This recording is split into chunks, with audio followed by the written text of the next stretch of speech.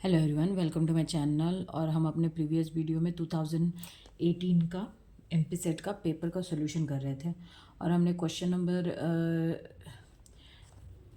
21 तक कर लिया था, जिसमें बस ये क्वेश्चन नंबर 19 जो है ये हमारा रह गया था। ठीक है, तो पहले हम इसको करते हैं, फिर उसके बाद 22 से हम स्टार्ट करेंगे। आपको दिख रहा है? चलो मैं चेक कर लेती हूँ। हाँ, ठीक है। The solution of 1D heat flow partial differential equation, ये हमारा एक पार्शियल डिफरेंशियल इक्वेशन है और हमें इसका सोल्यूशन करना है। आपने अपने ग्रेजुएशन के टाइम पे ये टॉपिक पढ़ा होगा। ठीक है, तो इसका हमें क्या करना है, हमें सोल्यूशन करना है। तो थोड़ा सा ये लेंदी होगा, आप मतलब बहुत भी लेंदी नहीं है, लेकिन थोड़ा होगा, क्योंकि ये सिर्फ वन डायमेंशन के लिए यहाँ पे है, तो इसलिए मतलब ठीक है, हम कर सकते हैं इसको, मतलब इतना लेंदी नहीं है।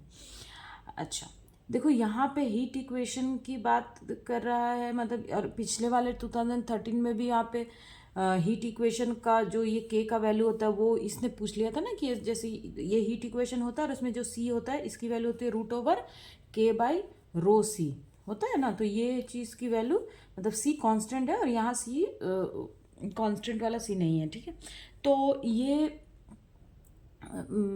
मतलब ये सी और ये सी डिफरेंट है, ये बता रही हूँ। तो ये चीज़ देखो, यहाँ पे हीट इक्वेशन दे दी और यहाँ पे सी की वैल्यू पूछा था, वो एक प्रीवियस ईयर शायद क्वेश्चन में पूछा था। ठीक है, चलो हम अपना क्वेश्चन करते हैं। तो देखो कि ये ये पार्शियल डिफरेंशियल इक्वेशन है, तो इसको सॉल्व करेंगे हम, पता है कौन सा मेथड करेंगे? पार्शियल डिफरेंशियल इक्वेशन को हम किससे सॉल्व करते हैं? बाय वेरिएबल सेपरेबल मेथड से। ठीक है, तो इसको हम किससे सॉल्व करेंगे? वेरिएबल सेपरेबल से, वेरिएबल सेपरेशन मेथड यूज़ करेंगे। क्लियर है? वेरिएबल सेपरेशन मेथड आपने ग्रेजुएशन में पढ़ा होगा। ठीक है, तो देखो, अब देखो यहाँ पे क्वेश्चन में ये जो यहाँ पे जो ये v है ये x का फंक्शन है, यहाँ पे जो v है वो t का फंक्शन है। तो यहाँ पे v जो है वो किसका फंक्शन है? x एंड t का। क्लियर है? तो हम यहाँ पे जो फंक्शन लेंगे कि let v be the function of capital X and capital T। ये स्मॉल x और स्मॉल t का है, तो हमने ले लिया कि कैपिटल X और कैपिटल T। क्यों? क्योंकि v जो है वो x एंड t का फंक्शन है। ठीक है, अब देखो, जब v x और t का फंक्शन है, मतलब हमने बोला कि लेट जो v है वो x और t का फंक्शन है, देन dv/dt कितना हो जाएगा? डेल v/del t कितना हो जाएगा? Del t of x and t। Clear? तो देखो वेरिएबल ये, अब ये तो देखो, एक बार इसको x के रिस्पेक्ट में डिफरेंशिएट करो तो ये ज़ीरो दे देगा। क्यों? क्योंकि हम टाइम के रिस्पेक्ट में डेरिवेटिव चाहिए। तो हम इसको ऐसे कर सकते हैं ना, ये जैसे डी ऑफ ए बी, तो ये होगा ना a/db/dt प्लस b/da/dt, ये होगा ना। तो वैसे यहाँ पे भी होगा, लेकिन x के रिस्पेक्ट में करेगा तो वो ज़ीरो दे देगा। तो ये हो जाएगा आपका x del t/del t, मतलब capital T small t। Clear ना? डेल, अब इधर की वैल्यू का तो मिल गया, अब हम इसके लिए निकालेंगे। तो डेल स्क्वायर v मतलब del x square is equals to del x of del b by del x. Now del v by del x निकालो, तो del v by del x करेंगे तो ये हो जाएगा हमारा xt, that is equals to, अब यहाँ पे t के रिस्पेक्ट में से जीरो होगा तो ये हो जाएगा हमारा t del x by del x। ठीक है, अब फिर हमको तो यहाँ पे स्क्वायर चाहिए, तो फिर अब हम इसको करेंगे तो ये हो जाएगा डेल एक्स, तो ये हो जाएगा t del capital x del x. अब इसको देखो, इसको जब हम करेंगे तब हमारी क्या वैल्यू आ जाएगी? तब ये t बाहर होगा and del square x upon del x square. Clear हुआ? इतना आया समझ में? अब यहाँ पे देखो, हमारे पास इसकी भी वैल्यू है और इसकी भी वैल्यू है, तो इन दोनों की वैल्यू को, इसको मान लो मैं इक्वेशन नंबर 1 यहीं पे दे रही हूँ, तो इन दोनों वैल्यू को हम इस इक्वेशन में पुट करेंगे। Now putting the value of del v by del t is equals to c square, नहीं, del v by del t and del square v del x square in equation 1। इसमें हमने इसको put कर दिया तो क्या value आ जाएगी, capital x, इसकी वैल्यू यहाँ पे है del v by del t, और इसकी वैल्यू यहाँ है, तो ये हो जाएगा capital x del t by t is equals to c square t del square x by del x square. Clear है। अब देखो ये x का फंक्शन, यहाँ x है और लेकिन ये t का पूरा फंक्शन है, और यहाँ t है, ये पूरा x का फंक्शन है, तो इस t को हम क्या करेंगे, यहाँ लेके जाएंगे और इस x को यहाँ लेके जाएंगे ताकि ये पूरा x का हो जाए और ये पूरा t का हो जाए। तो देखो इसको हम यहाँ लेके आएंगे तो ये हो जाएगा 1/t del t by del t is equals to c square 1/x del square x del x square. Clear हुआ।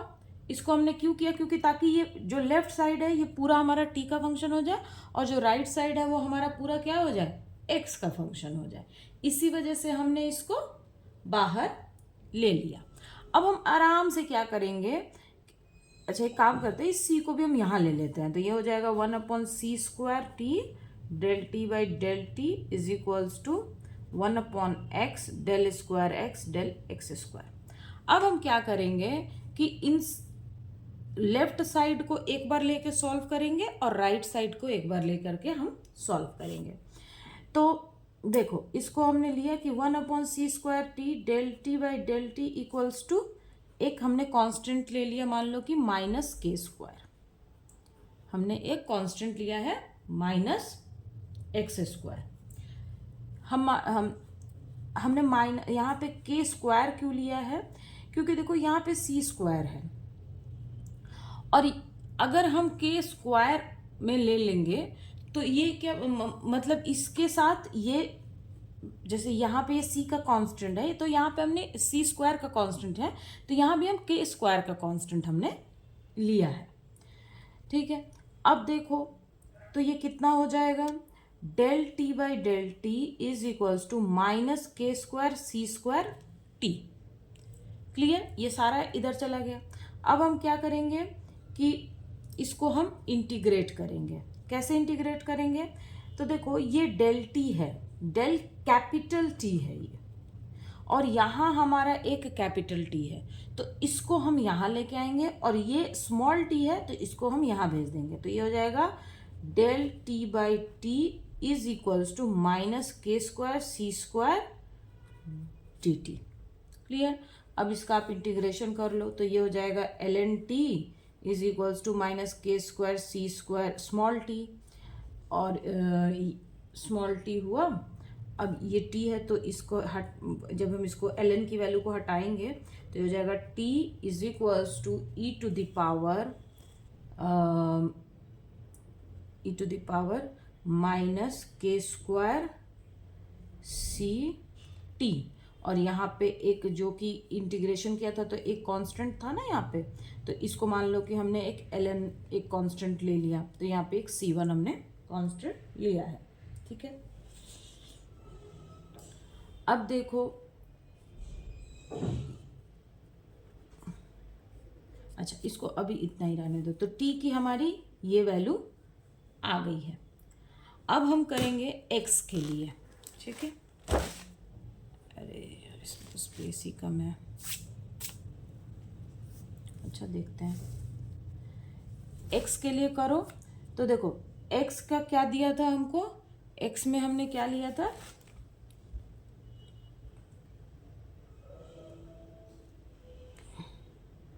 t, हाँ t del square sorry x 1/x del square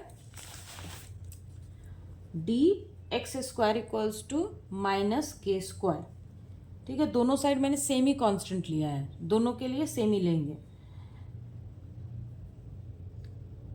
क्यों लेंगे? क्योंकि ये दोनों इक्वल हैं। हमारे इक्वेशन में del v by del t जो है वो इक्वल है ना del square v by del x square के, इसीलिए दोनों का कांस्टेंट भी अगर हम डिफरेंट ले लेंगे तो फिर मान लो ये किसी और कांस्टेंट के इक्वल है और ये किसी और कांस्टेंट के इक्वल है तो फिर ये इक्वल नहीं रहेगा। मान लो कि इसकी वैल्यू 5 है और इसकी वैल्यू 10 है, तो क्या ये इक्वल होगा? नहीं। तो दोनों के लिए कांस्टेंट की वैल्यू इक्वल ही लेंगे। अब देखो, तो ये x हो गया, तो ये हो जाएगा del square x by del square plus इसको हम इधर लेके आएंगे के एक्स इक्वल्स टू 0 हो गया। अब देखो, ये आपने डिफरेंशियल इक्वेशन पढ़ा होगा टू ये तो कि डी स्क्वायर एक्स है एम स्क्वायर, तो इसको कैसे सॉल्व करते हैं पढ़ा है ना। तो ये होता है, देखो कैसा, इसको हम बोल देते हैं डी स्क्वायर प्लस के स्क्वायर एक्स इक्वल्स टू 0। तो इसको हम बोलेंगे कि एम स्क्वायर इक्वल्स टू, इसको ले लेंगे प्लस के स्क्वायर एक्स इक्वल्स टू 0। तो m square equals to minus k square हो गया, m equals to, then m equals to plus minus i k, plus minus i के। और इसका जब हम सोल्यूशन करेंगे तो x की वैल्यू यहाँ से हम कितनी ले लेंगे, x equals to C1, sorry C1 तो हमने उधर ले लिया ना, तो C2 कॉस के x plus C3 sine k x. हमने ये पहले पिछले लिया। ये सॉल्यूशन आपने डिफरेंशियल इक्वेशन में पढ़ा होगा, इसलिए मैंने डायरेक्ट लिख दिया है। ये डिफरेंशियल इक्वेशन का जब हम सॉल्यूशन करते हैं तो उसमें बहुत तरीके का आता है ना, ई टू द पावर आता है, फिर एक्स का, तो ये अगर एम की वैल्यू आई के आई तो इसकी सॉल्यूशन ऐसे होती है, इसलिए मैंने डायरेक्ट लिख दिया है। तो एक्स की वैल्यू हमारे पास आ गई और टी की वैल्यू हमारे पास पीछे हमने ऑलरेडी निकाला था। तो वी जो था वो किसका फंक्शन था, एक्स एंड टी का, कैपिटल एक्स एंड टी का था फंक्शन। एक्स की सॉरी वी जो था वो एक्स, तो हम इसको क्या करेंगे कि मल्टीप्लाई कर देंगे। तो टी की वैल्यू हमारी कितनी आई थी, C1 e to the power आपका था वो के स्क्वायर था ना, तो के स्क्वायर सी स्क्वायर टी, क्या था, के स्क्वायर सी स्क्वायर टी, और टी की वैल्यू कितनी है, C2 कॉस के x plus C3 sine k x. यानी आपकी v की वैल्यू कितनी आ गई, इतनी। क्लियर है? तो यहाँ पे हमारी v की वैल्यू कितनी आ गई, ये C1, यहाँ पे मैंने C1 की वैल्यू मतलब v की वैल्यू x इंटू टी है, तो x और t की वैल्यू मैंने लिख दी है। अब देखो, अब हम आंसर मैच करेंगे कि हमारा क्या आंसर है। क्लियर है? तो आपको दिख रहा है ना, एक सेकेंड रुको, अब दिख रहा है अच्छे से। तो देखो, अब हमारे पास यहाँ पे हमारा क्या वैल्यू आया था, हम अपनी वैल्यू यहाँ पे लिख लेते हैं कि v इक्वल्स टू था C1 e to the power k square c square t, C2 p k x plus C3 sine k x, ये हमारी वैल्यू थी। अब हम मैच करते हैं, तो देखो यहाँ पे क्या है, C1 ई का पावर सी पी टी है। नहीं, अच्छा देखो यहाँ पे ना k इज इक्वल्स टू इन लोगों ने p लिया है और यहाँ पे इन लोगों ने कांस्टेंट p रख रखा है, मैंने कांस्टेंट k लिया है, तो आप ये कंफ्यूज मत होना। क्लियर? तो देखो c स्क्वायर तो ये तो नहीं होगा, क्योंकि हमारा क्या आना चाहिए, अब इनके ऑप्शन के हिसाब से बोले तो c square p square, c square p square आना चाहिए। ये c स्क्वायर टी नहीं, ये भी नहीं है, ये c p स्क्वायर है, तो c स्क्वायर कहाँ गया, t भी यहाँ पे नहीं है, तो ये भी नहीं होगा। ये ऑप्शन डी देखो, v इक्वल्स टू C1 ई का c square p square t C2 cos P x, तो हमारा ऑप्शन नंबर डी करेक्ट है। ये समझ में आया? कुछ नहीं, बस इसको वेरिएबल सेपरेशन जो मेथड होता है उससे ही मैंने इसको सॉल्व किया है। हीट इक्वेशन इसी से सॉल्व होता है। क्लियर? ये तो हमने कल कर लिया था और 21 भी हमारा प्रीवियस वीडियो में हो गया था। अब हम बात करते हैं क्वेश्चन नंबर 22 की। ये आपको दिख रहा है। A heavy symmetrical top is rotating about its own axis of symmetry, that is z axis.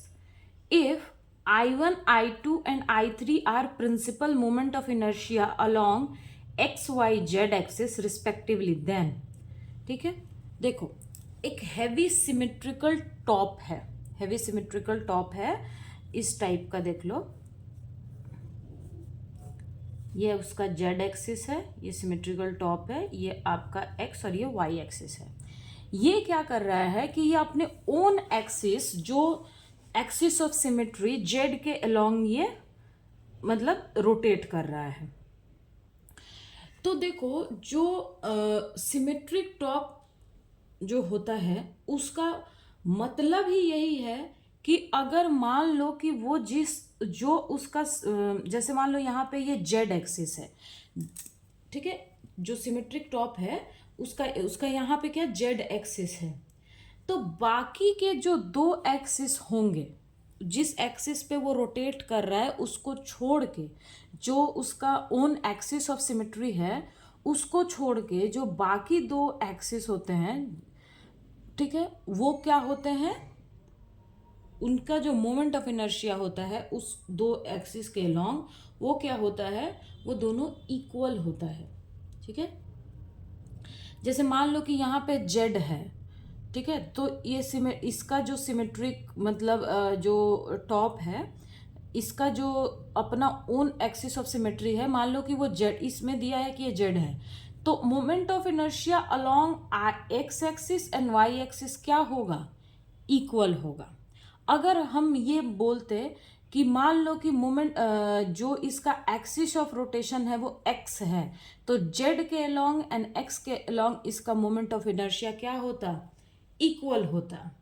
ये क्लियर हुआ। सिमेट्रिक टॉप का ही मतलब ये है कि जो थर्ड एक्सिस है, ठीक है, जो थर्ड एक्सिस है उसको छोड़ करके जो बाकी दो एक्सिस होते हैं ना, फर्स्ट एंड सेकंड, वो दोनों का एक्सिस जो है वो यहाँ पे क्या होता है, इक्वल होता है, और इसके अलोंग जो मोमेंट ऑफ इनर्शिया होता है वो डिफरेंट होता है। मतलब एक सिमेट्रिक टॉप की हम जब भी बात करेंगे तो उसमें जो उसका ओन एक्सिस होगा उसके अलोंग मतलब जो मोमेंट ऑफ इनर्शिया होगा वो बाकी दो से डिफरेंट होगा, लेकिन इन दोनों का क्या होगा, इक्वल होगा। मतलब I1 अगर मैं x के अलोंग I1 बोल दूँ, इसके अलोंग I2 बोल दूँ और इसके अलोंग I3 बोल दूँ, तो I1 इक्वल्स टू I2 होगा, बट I1 बाकी, लेकिन I3 जो होगा वो हमारा नॉट इक्वल होगा।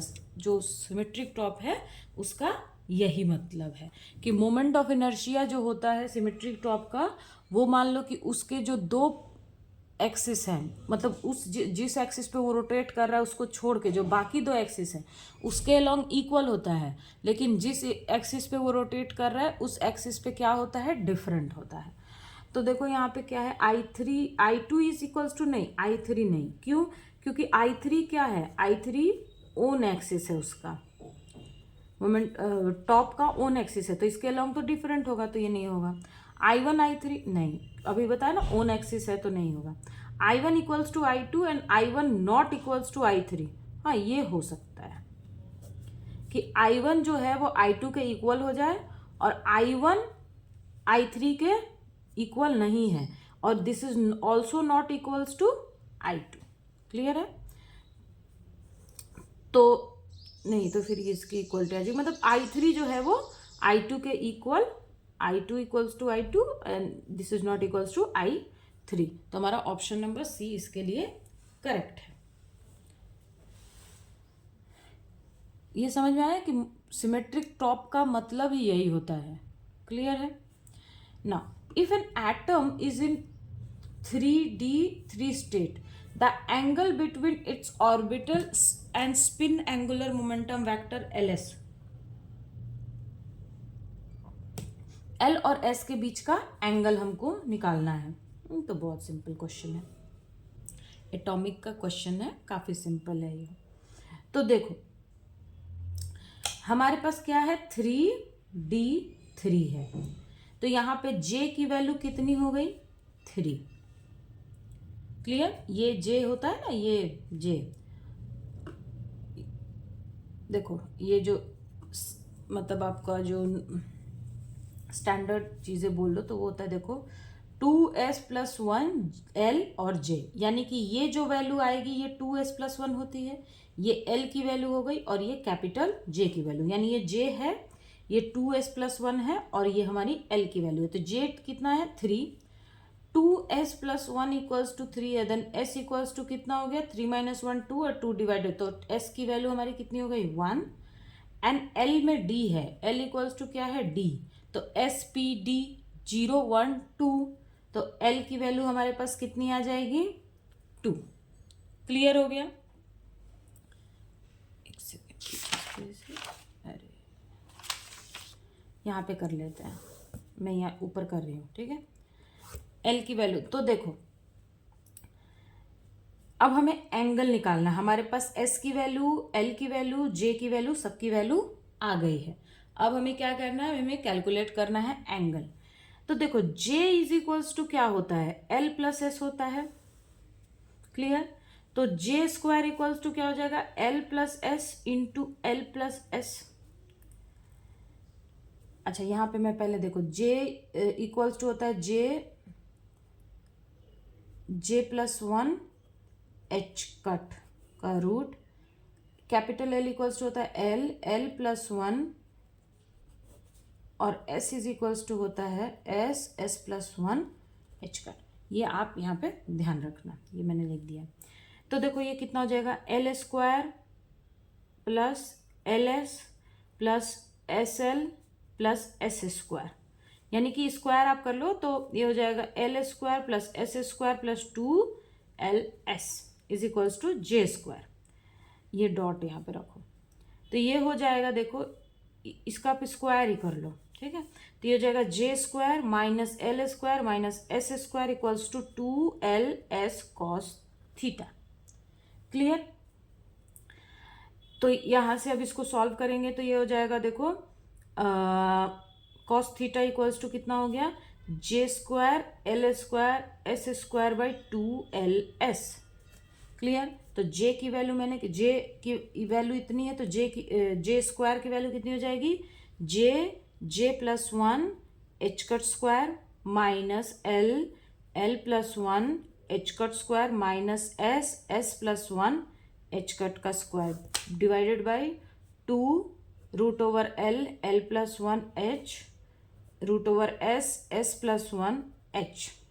अब देखो ये h स्क्वायर है, h स्क्वायर है, h स्क्वायर है, यहाँ h है और ये h है, तो h स्क्वायर जब हम कॉमन लेंगे तो ये दोनों h कैंसिल हो जाएगा। तो हमारे पास नेट में क्या बचेगा कि j+1 minus l plus 1 s plus 1 divided by 2 root over l plus 1 root over s plus 1। अब हमें कुछ नहीं करना है, अब हमें ये सारी वैल्यूज को यहाँ पे पुट कर देना है। तो ये वैल्यू देखो, j की वैल्यू हमारे पास कितनी है 3 है, s की वैल्यू हमारे पास कितनी है 1 है, एंड l की वैल्यू है 2। तो देखो अब यहाँ पर स्पेस कम है तो मैं डायरेक्ट ऐसे ओरली बता दे रही हूँ, आप इसको अच्छे से कर लेना। तो देखो j है, j की वैल्यू कितनी है 3 और ये 3, तो 3 + 1 4 एंड 4 × 3 कितना हो गया 12, माइनस l की वैल्यू 2 है तो 2 + 1 3 और ये 2 6, s की वैल्यू 1 है तो 1 + 1 2 और 1 तो हो गया 2 2, यहाँ पे रूट ओवर 6 और ये रूट ओवर 2। यहाँ पे देखो ये 6 और 2 8, 12 - 8 4, तो 4/2 रूट 2, तो ये कितना हो जाएगा 2, ये रूट से रूट कैंसिल तो हो जाएगा रूट ओवर 2/6, तो 2 × 1 = 2, 2 × 3 = 6, यानी कि यहाँ पे देख लो कि कॉस थीटा इक्वल्स टू हमारी कितनी वैल्यू आ जाएगी 1/√3, देन थीटा इक्वल्स टू कितना हो जाएगा कॉस इनवर्स 1/√3। ठीक है, तो हमें क्वेश्चन में क्या पूछा है थीटा की वैल्यू पूछा है, बोला है ना कि angle between its orbital and spin angular momentum, मतलब एल एंड एस के बीच का एंगल थीटा पूछा है। तो हमारा थीटा कितना आ रहा है cos inverse 1/√3, cos inverse 1 upon option B हमारा करेक्ट है। क्लियर? ये एटॉमिक का एक बहुत ही आसान क्वेश्चन था।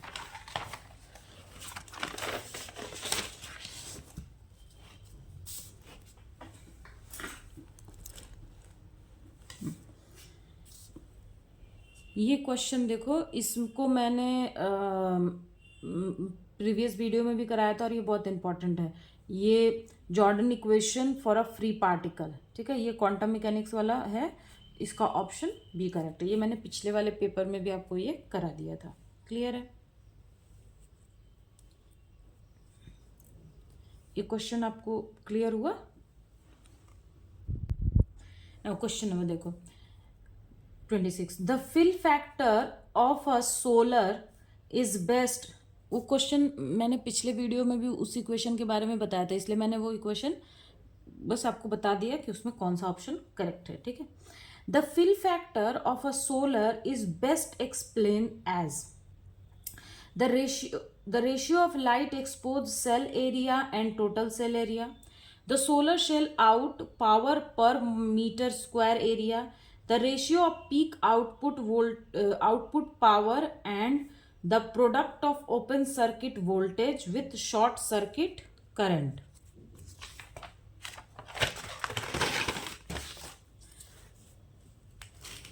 The ratio of available power and peak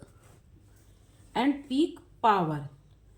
तो हमें फिल फैक्टर के बारे में बात कर रहा है। तो देखो, सोलर सेल में जो फिल फैक्टर होता है, फिल फैक्टर ये क्या होता है? पावर मैक्स, मतलब मैक्सिमम पावर, ठीक है, divided by VOC into ISC। VOC क्या है? Open circuit voltage, and ISC क्या है? Short circuit voltage. क्लियर है? ये क्या है? ओपन सर्किट वोल्टेज है, ये हमारा शॉर्ट सर्किट वोल्टेज है। ठीक है, ये क्या है? Open circuit voltage, short circuit voltage है। ठीक है, तो फिल फैक्टर का फॉर्मूला क्या है? Maximum power by open circuit voltage and short circuit voltage. तो देखो, डी ऑप्शन में क्या दिया? The ratio of available power and peak power. नहीं, देखो, पीक पावर का मतलब है कि मैक्सिमम पावर। ठीक है, पीक पावर का मतलब है मैक्सिमम पावर। तो available power by peak power नहीं, peak power by open circuit voltage and short circuit voltage. तो ऑप्शन नंबर डी तो हमारा इनकरेक्ट हो गया ना। ऑप्शन नंबर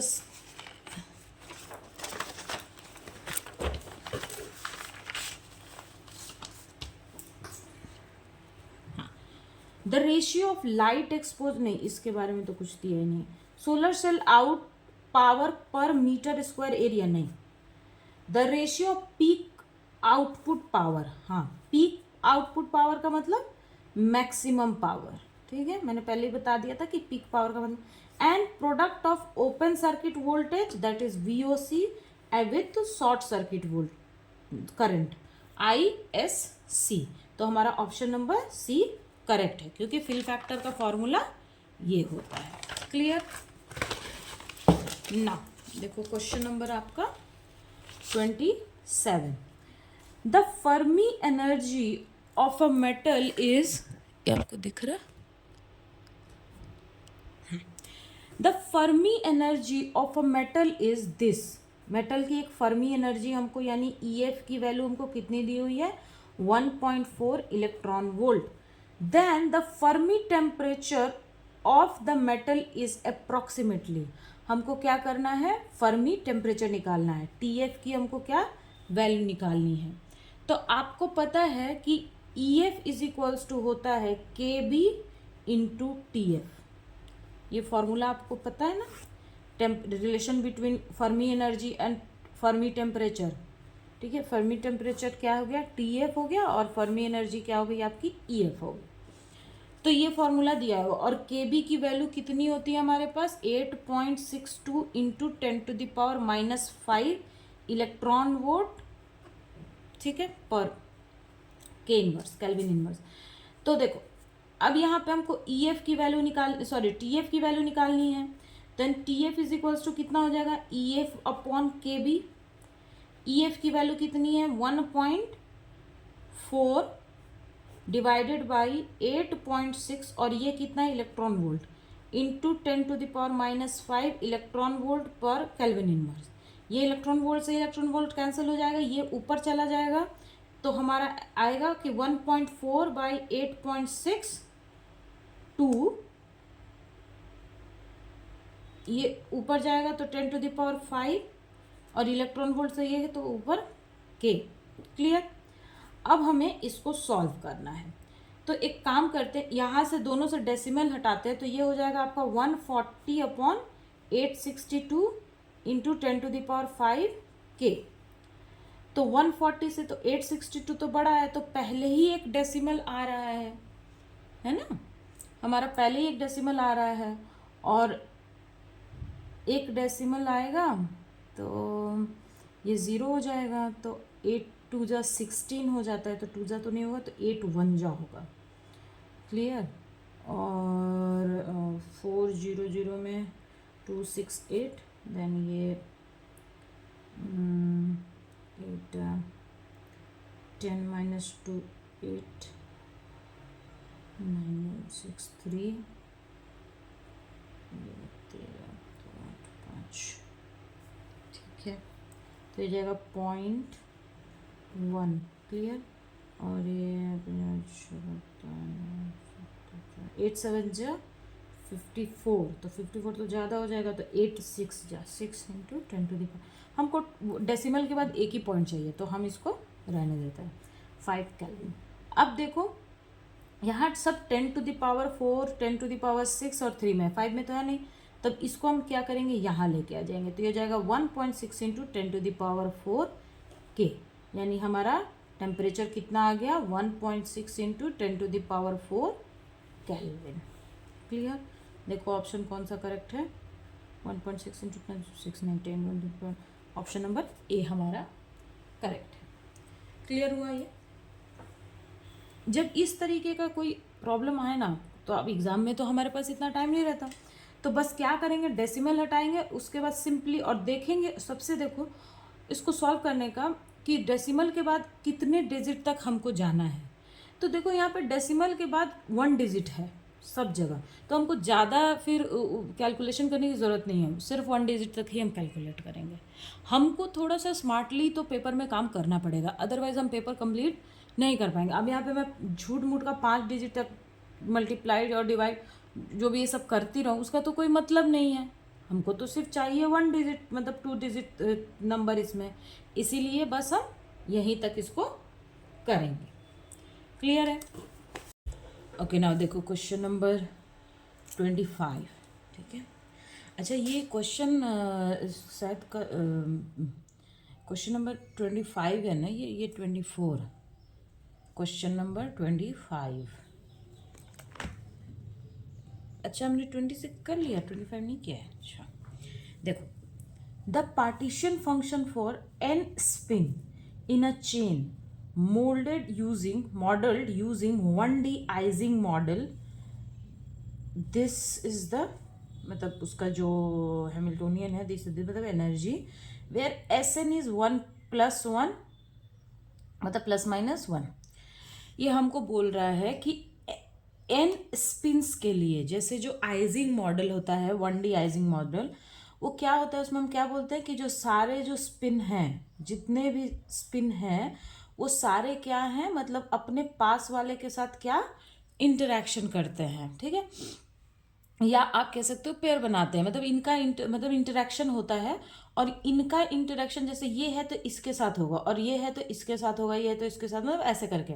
तो हम 1D में क्या बोलते हैं कि ये जितने भी स्पिन्स है ना, इसको हम एक सर्कल में एज्यूम कर लेते हैं, कि मतलब ये सारे जो हैं एक सर्कल में हैं, ये 1 है से, ये इससे कनेक्टेड है, ये इससे कनेक्टेड है, ठीक है, इस तरीके से हम इसको एज्यूम करते हैं, सॉल्व करते हैं। तो यहाँ पे हमें एक आइजिंग मॉडल का जो हैमिल्टोनियन है, एनर्जी आप बोल सकते हो, ये हमको ये दी हुई है, और हमें क्या निकालना है, इसका पार्टीशन फंक्शन निकालना है। तो कुछ भी मतलब इतना कुछ टफ नहीं है, ये देखने से ऐसा लग रहा है सॉरी। तो यहाँ पे देखो हमें क्या निकालना है, हमें पार्टीशन फंक्शन कैलकुलेट करना है, ठीक है। तो यहाँ पे चलो देखते हैं। अच्छा ये आपको दिख रहा है ना, देखो पार्टीशन फंक्शन क्या होता है। पार्टीशन फंक्शन आपने स्टैट मैक्स में पढ़ा होगा। Partition function is summation over i e to the power minus beta e i. E i क्या है हमारा, ई क्या है, एनर्जी है। क्लियर, ये होता है हमारा पार्टीशन फंक्शन। तो यहाँ पे हमारे पास टोटल कितने स्पिन दिए हुए हैं, टोटल हमको n स्पिन दिया हुआ है ना। और h की वैल्यू हमको कितनी दी हुई है, minus J N to the power n और एस एन और एस एन प्लस वन। अच्छा, minus J summation over small n equals to 1 to n minus one है, ये n प्लस वन है, second, n to n minus one. Clear, S N और S N plus one.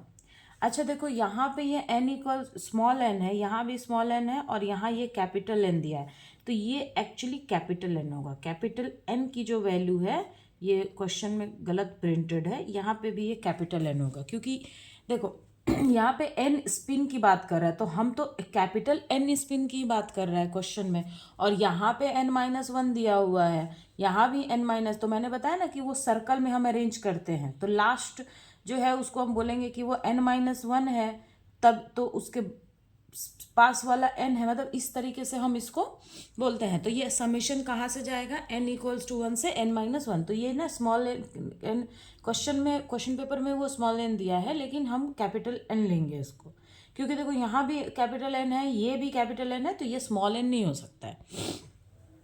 Clear है, तो ये हमको energy की वैल्यू दी हुई है, ये हमारा पार्टीशन फंक्शन का फॉर्मूला होता है।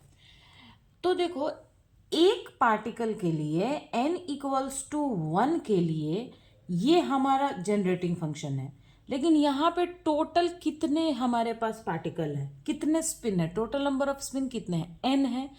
तो ये हमने लिखा एक पार्टिकल के लिए जनरेटिंग फंक्शन, तो n पार्टिकल के लिए हम जब लिखेंगे तो n पार्टिकल के लिए n जनरेटिंग फंक्शन होगा ना। कैसे होगा, देखो z is equals to summation over S N equals to one E to the power beta E, या आप यहाँ पे ई की जगह पे एच बोल दो, ताकि आप मतलब एनर्जी की ये वैल्यू, ठीक है। ये हो गया आपका किसके लिए, एस एन इक्वल्स टू, यहाँ पे एन की वैल्यू वन दो, और ये प्लस माइनस वन, ठीक है। प्लस माइनस वन क्यों, क्योंकि एस वन की वैल्यू या तो प्लस वन भी हो सकती है या माइनस वन, मतलब स्पिन है तो या तो अप स्पिन भी हो सकता है या डाउन। हमें नहीं पता कि पहला वाला जो है वो स्पिन अप है या स्पिन डाउन है, या जो दूसरा पार्टिकल है, जो दूसरा स्पिन है वो अप है या डाउन है। प्लस माइनस का स्पिन के केस में प्लस माइनस का मतलब ही यही है कि अप या डाउन। तो हमें तो नहीं पता है कि पहला वाला अप है या डाउन, तो अप या डाउन में से कुछ भी हो सकता है। तो इसीलिए S N equals to plus minus one E to the power beta E है, ठीक है। फिर सेकेंड क्या है, सेकेंड में होगा कि एस टू मतलब एन की वैल्यू टू, इसका value plus minus one E to the power beta E H. ऐसे करते करते करते करते लास्ट में क्या आएगा कि एस एन का इज इक्वल्स टू, मतलब आपका जो हमारा n की वैल्यू है कि एस की value n is equals to plus minus one E to the power beta E h. Clear, तो देखो सब में e to the power beta E h है, तो हम क्या करेंगे, इसको हम ऐसे भी लिख सकते हैं, summation over S N is equals to plus minus one summation over S N, नहीं ये one, S two equals to plus minus one summation S three equals to plus minus one dot dot dot summation over S N equals to plus minus one E to the power beta E H. क्यों, ये सब जगह से मैंने क्या किया, beta ई H को common ले लिया। अब देखो आपने पढ़ा होगा कि जब कोई चीज़, किसी चीज़ का जब हम मल्टीप्लिकेशन करते हैं, जैसे मान लो a1 into A2 into A3 into A4 dot dot dot AN, तो इसको हम ऐसे लिख सकते हैं ना, जैसे हम जब किसी चीज़ का सम करते हैं कि A1 plus A2 plus A3 is AN, तो इसको हम कैसे, जब हम इसका सम में लिखते हैं तो इसको हम लिखते हैं ना summation over AN equals to 1, AN equals to 1 to AN, मतलब ए की वैल्यू, एन की वैल्यू 1 से n तक जाएगी, समेशन ओवर A, ऐसे हम लिखते हैं ना। समेशन जब होता है A1 plus A2 plus A3 plus AN, तो इसको हम क्या लिखते हैं कि summation over n equals to 1 to n A, मतलब A का समेशन हो रहा है कहाँ से कहाँ तक, n इक्वल्स टू 1 से n तक, मतलब n तक की वैल्यू तक इसका समेशन हो रहा है। तो इसी तरह से जब कोई चीज़ प्रोडक्ट में होती है तो इसको हम लिखते हैं कि ये जो साइन है ये प्रोडक्ट का साइन है, product of I n equals to 1 to n A, इसको हम क्या लिखेंगे कि प्रोडक्ट हो रहा है A का कितने तक, n इक्वल्स टू 1 से, यहाँ पे ये n हो जाएगा, n इक्वल्स टू 1 से AN तक। क्लियर है? तो यहाँ भी देखो समेशन का क्या हो रहा है, प्रोडक्ट हो रहा है, ये 1 है, 2 है, 3 है, डॉट डॉट डॉट n है। तो इसको हम ऐसे लिख सकते हैं ना कि प्रोडक्ट ऑफ क्या, समेशन का, ठीक है। तो product of n equals to 1 से कैपिटल N, मतलब कैपिटल N इक्वल्स टू 1 से n तक, मतलब n equals to 1, n equals to 2, n equals to 3, n equals to Sn, ठीक है। तो n इक्वल्स टू 1 से n तक किस चीज का प्रोडक्ट हो रहा है, summation over S n equals to plus minus 1, n minus 1 तक ये समेशन जाएगा, और e to the power BH, e to the power BH तो ये है। तो ये हो गया हमारा partition function for, this is the partition function for n spin, ठीक है।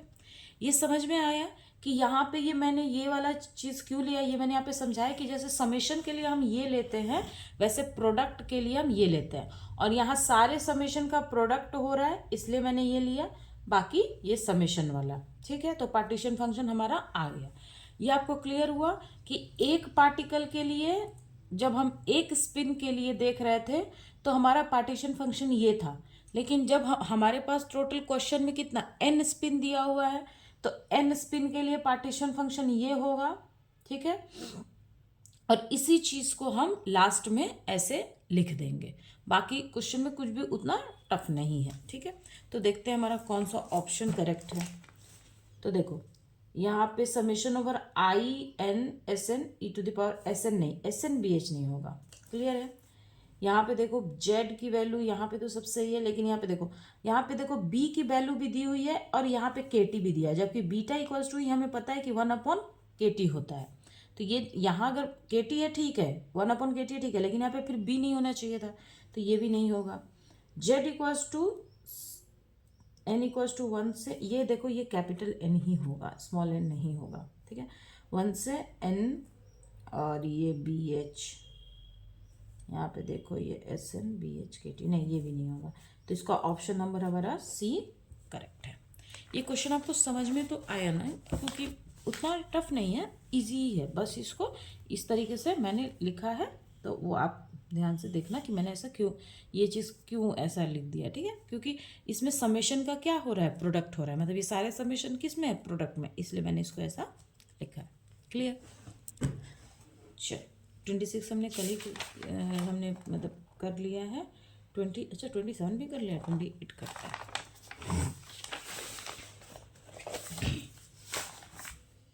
ना। देखो क्वेश्चन नंबर हमारा 28, देखो match the reactions on the left with associated interaction on the right, मतलब ये देखो यहाँ पे हमें लेफ्ट में एक रिएक्शंस दिए हुए हैं और लास्ट में मतलब इसके राइट साइड में मतलब स्ट्रॉन्ग इलेक्ट्रोमैग्नेटिक वीक, मतलब हमें बताना है कि ये जो रिएक्शंस हैं मतलब इनको मैच करना है, ये किसके थ्रू जो है वो मतलब इंटरैक्ट कर रहे हैं, मतलब जैसे कि स्ट्रॉन्ग के थ्रू, इलेक्ट्रोमैग्नेटिक इंटरेक्शन हो रहा है या वीक इंटरेक्शन हो रहा है, ये इन रिएक्शंस में से हमें निकालना है, मतलब बताना है, मैच करना है कि कौन से में वीक हो रहा है, कौन से में इलेक्ट्रोमैग्नेटिक हो रहा है, कौन से में स्ट्रांग हो रहा है। तो देखो ऐसे तो हम यहाँ पे मैं पहले बता देती हूँ कि देखो स्ट्रॉन्ग, वीक और इन सब चीज़ों के लिए क्या कंडीशन रहता है। तो स्ट्रॉन्ग के लिए क्या कंडीशन होता है कि delta I equals to zero, delta I three equals to zero, मतलब isospin, third component of isospin and strangeness, तीनों मतलब जीरो होना चाहिए। ठीक है, डेल्टा जीरो होना चाहिए स्ट्रॉन्ग के लिए। ईएम के लिए कितना होना चाहिए, इलेक्ट्रोमैग्नेटिक के लिए delta I equals to zero, delta I three sorry delta I not equals to zero, delta I three equals to zero and delta S equals to zero. Weak के लिए क्या होना चाहिए कि delta I not equals to zero, delta I three not equals to zero, ठीक है, and delta S is zero plus minus one. अगर ये डेल्टा एस जो है ये ग्रेटर देन और equals to plus minus two हुआ तो रिएक्शन इज नॉट अलाउड होता है। तो ये तो हो गया हमारा कंडीशन। हम अगर हमें रिएक्शन दिया हुआ है तो हम ये चीज़ें चेक कर लेंगे और तब हम बता सकते हैं कि स्ट्रॉन्ग है, इलेक्ट्रोमैग्नेटिक है, वीक है। लेकिन एक और हमारे पास, हम कॉन्सेप्ट से भी इसको सॉल्व कर सकते हैं। देखो अगर किसी भी रिएक्शन में न्यूट्रिनो और एंटी न्यूट्रिनो आ जाए,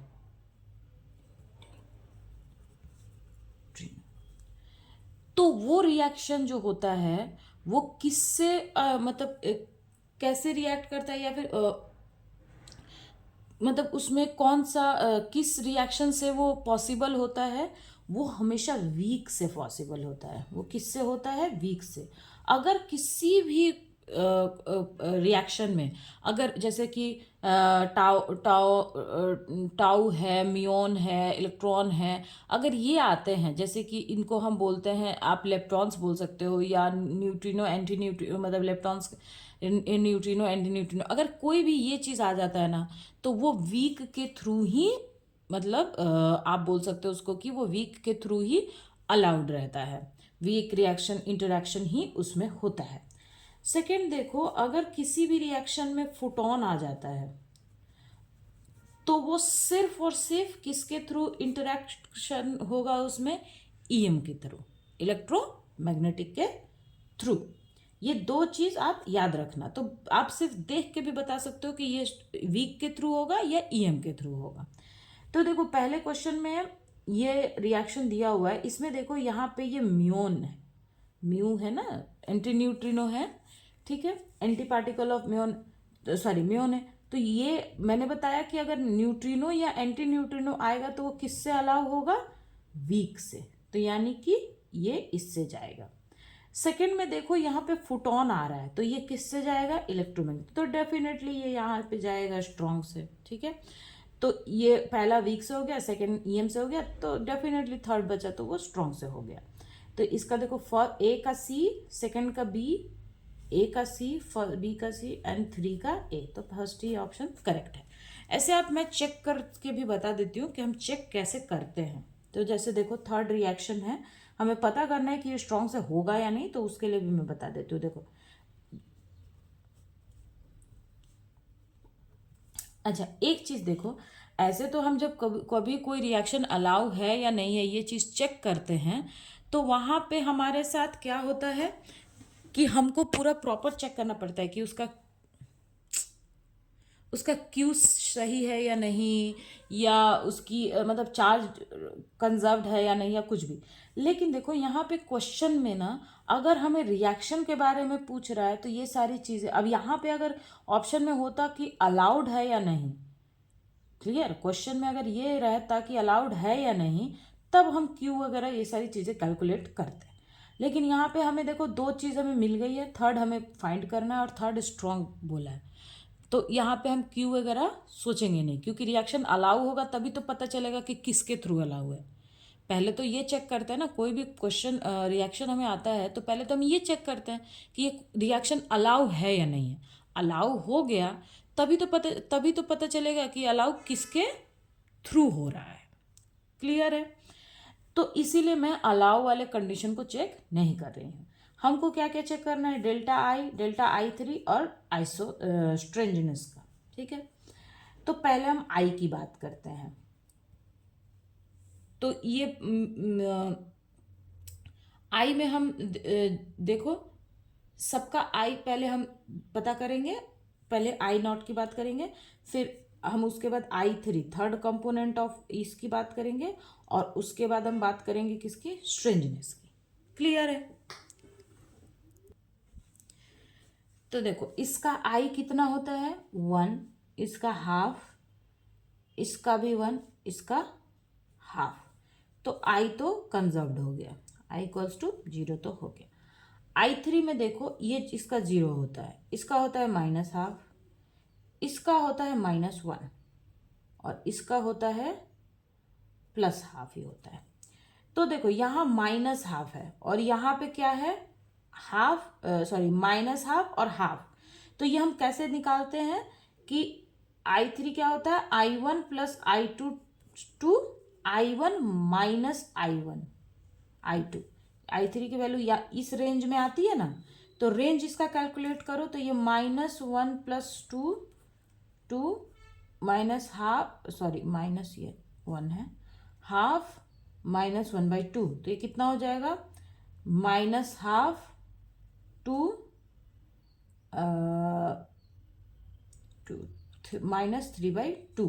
ठीक है, तो हाफ और 3/2 आ रहा है, तो इसको हम बोलेंगे, तो यानी इधर एक ये हाफ है, एक इधर भी हाफ है, तो ये भी हमारा आई थ्री भी कंजर्व हो गया।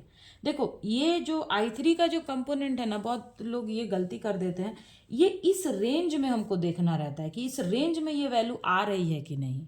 ठीक है, लेकिन हम क्या करते हैं कि हाँ इधर माइनस है इधर, तो ये तो होगा ही नहीं, नहीं रेंज आपको देखना रहता है कि इस रेंज में आ रहा है कि नहीं। ठीक है, और स्ट्रेंजनेस की हम बात करें तो इसका भी 0 होता है, इसका भी 0 होता है, इसका भी 0 होता है, इसका भी 0, तो यानी टोटल 0, तो ये भी 0, तो यानी कि ये तीनों को सेटिस्फाई कर रहा है हमारा। So allowed through strong interaction. Clear हो गया?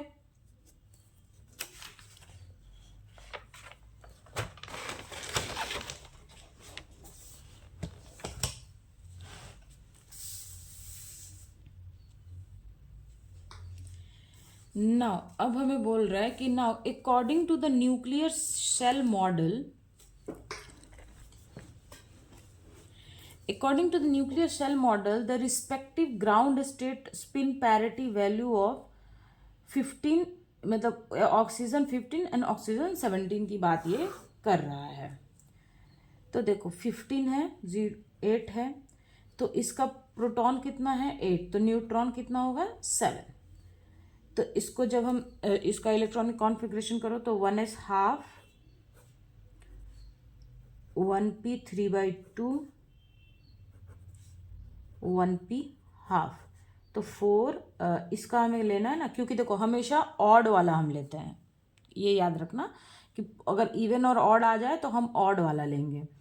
तो 4 6 और तो यहाँ पे ये 7 हो जाएगा। ठीक है, तो ये यहाँ पे कितना होगा 7 हुआ, तो J की वैल्यू कितनी हो जाएगी हमारी हाफ, और L इक्वल्स टू कितना है, SP है तो P इक्वल्स टू 1 है, तो पैरिटी की वैल्यू कितनी हो जाएगी -1 का 1 तो -1, तो J कितना हो जाएगा हाफ नेगेटिव। क्लियर? J मतलब इसके लिए -½ हो गया। अब हमारे पास सेकंड क्या है ये, तो 17, तो P इक्वल्स टू कितना है 8, तो N यहाँ पे कितना है 9, हमने बोला ऑड वाला लेना है। क्लियर? तो हो जाएगा 1s2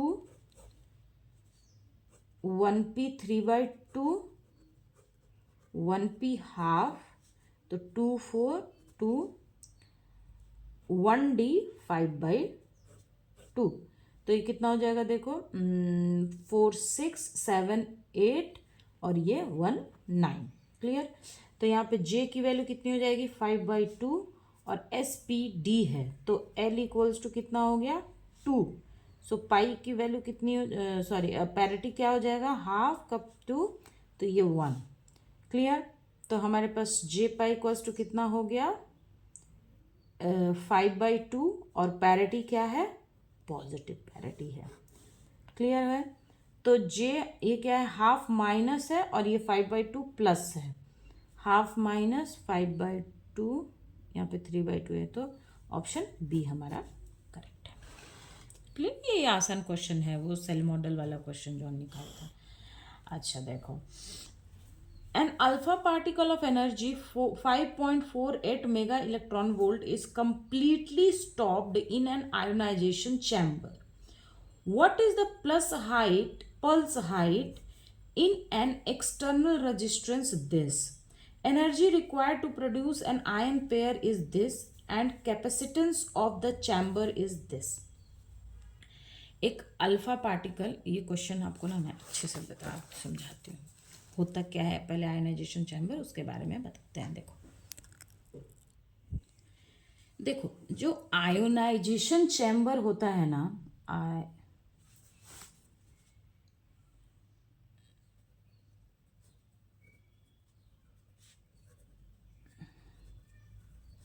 ये क्या होता है कि एक गैस फील्ड डिटेक्टर होता है। गैस फील्ड डिटेक्टर का मतलब है कि इसका जो सर्किट होता है वो कुछ इस तरीके से होता है कि यहाँ पे जैसे एक गैस फील्ड, मतलब यहाँ पे इसका ये हो गया आपका एनोड और ये हो गया आपका कैथोड, ठीक है। और इसको हम यहाँ पे एक आप बोल सकते हो कि आयन, मतलब यहाँ पे हम इसको सर्किट से कनेक्ट करके रखते हैं। क्लियर है। इसमें क्या होता है कि जब अल्फ़ा बीटा या गामा रेज इस पे पड़ती हैं या इससे पास होती हैं, तो यहाँ पे जैसे कि मान लो कि हम यहाँ पे किसकी हम बात कर रहे हैं, अल्फ़ा की बात कर रहे हैं, तो अल्फ़ा रेडिएशन इस पे आया तो इसमें positive ion, negative ion, positive ion, negative ion, ये सारे चीज़ क्या होंगी, ये मतलब अलग अलग होती हैं। ठीक है। तो आयोनाइजेशन चैम्बर क्या होता है कि एक गैस फील्ड, ठीक है, डिटेक्टर है, गैस फील्ड डिटेक्टर है, इसके अंदर गैस फील्ड रहती है। और ये क्या डिटेक्ट करता है, जैसे कि मान लो कि जैसे मान लो इसके अंदर इनर्ट गैस हमने भरा हुआ है, ठीक है, इनर्ट गैस भरा हुआ है, और जब इस पे अल्फ़ा बीटा गामा रेज जब पड़ती है तो तब क्या होता है कि पॉजिटिव एंड नेगेटिव आयंस जो हैं इसमें क्रिएट होती है। ठीक है। और ये क्रिएट होने से क्या होता है, स्मॉल करंट जो है वो क्या होता है, प्रोड्यूस होता है। ठीक है। तो इससे हम आयोनाइजिंग रेडिएशन क्या करते हैं, फाइंड करते हैं। ये क्लियर हुआ। इसमें क्या होता है, इसमें यहाँ पे जैसे रेडिएशन इसमें पड़ेगा, इसमें क्या जो इनर्ट गैस के जो आयन, इनर्ट गैस जो है इसमें क्या होगा, आयंस प्रोड्यूस होंगे। कैसे, पॉजिटिव एंड नेगेटिव बोथ। और ये आयन से क्या, जब ये प्रोड्यूस होंगे, क्रिएट होंगे, तो वहाँ पे एक स्मॉल अमाउंट ऑफ करंट मतलब जनरेट होगा। और यहाँ पे हम एक एमीटर लगा के रखते हैं और जिससे हम उस करंट को हम मेज़र करके ये पता करते हैं कि जो रेडिएशन है वो मतलब आयोनाइजिंग रेडिएशन, उससे हम मतलब अल्फ़ा पार्टिकल के बारे में या बीटा पार्टिकल जो भी हमारे पास है तो वो हम यहाँ से पता करते हैं। क्लियर है।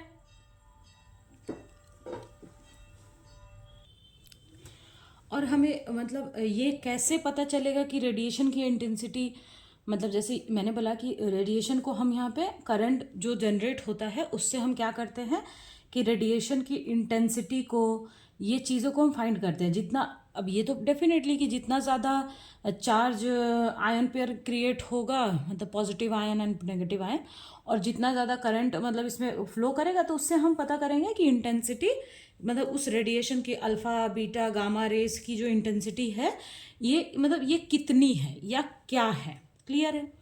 अब क्या होता है कि देखो क्वेश्चन में हम, अब आप बोलोगे कि मैम क्वेश्चन में तो एक कैपेसिटर और रेजिस्टेंस की बात हुई है, यहाँ तो आपने कोई कैपेसिटर और रेजिस्टेंस, देखो क्या होता है, जो कि मतलब ये जो करंट होता है ना वो इतना मतलब माइनर इसकी जो वैल्यू होती है कि उसको मेज़र करना और वहाँ से पल्स हाइट निकालना, ये बहुत ही मतलब एक बोलते हैं ना कि बहुत डिफ़िकल्ट काम है, या इट इज़ नेक्स्ट मतलब बहुत मतलब इतना ईजिली पॉसिबल नहीं है।